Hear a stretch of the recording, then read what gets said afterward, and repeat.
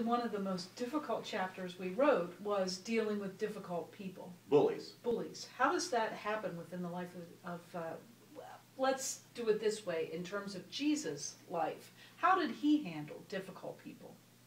He didn't brush it under the rug. If he held people accountable for what they said and what they did. Mm-hmm. And many times, people that, often religious leaders in his time, would publicly seek to call him out or to mm-hmm. embarrass him or to create shame around whatever it is he was up to mm-hmm. in order to isolate his movement right. and his influence. Mm-hmm. And rather than him responding to them the way everybody else did, which was to cower and run away, mm-hmm.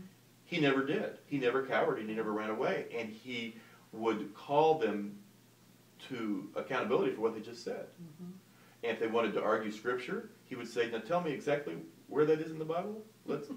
He would follow up. And so if people did things that were unloving or irrational mm-hmm. or what have you, mm-hmm. he didn't just allow it to roll. He called them on it. Yeah.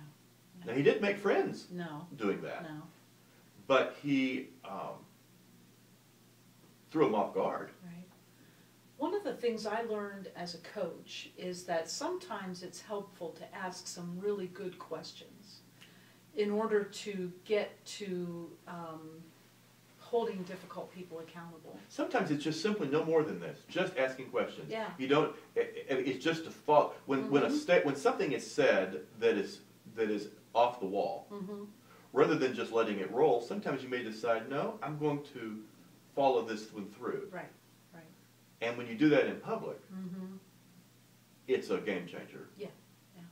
One of the questions that I kind of think is helpful in these situations is to ask a question that points people back to their own spiritual development. How does that attitude reflect your Christian discipleship? How is that attitude impacted by what you understand of the Scripture? Those kinds of questions can challenge people in new ways, but they should be questions we're comfortable asking. Yeah, I mean, if people are behaving in ways that are closing down the ministry of the church or the facilities of the mm-hmm. church to other people, mm-hmm. It's a simple question: is how does this express the love of God? Yeah. It's a very intimidating question. Yeah. Yeah. But it's also a pretty black and white kind of deal. Exactly. I mean, it's just like mm-hmm. yeah.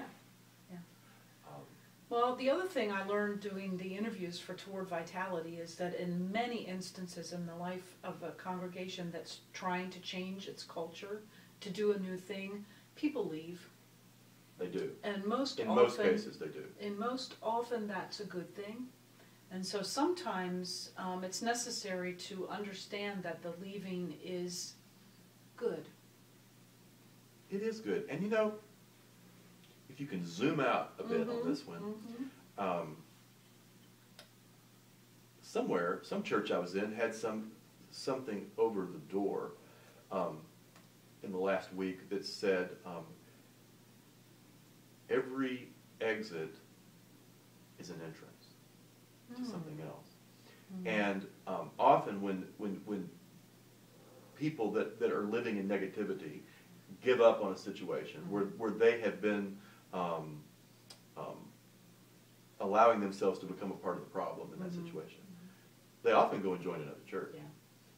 But having been the pastor that received some of those members at the other church, sometimes when they come to the other church, they come without all the baggage. Of their roles, yeah.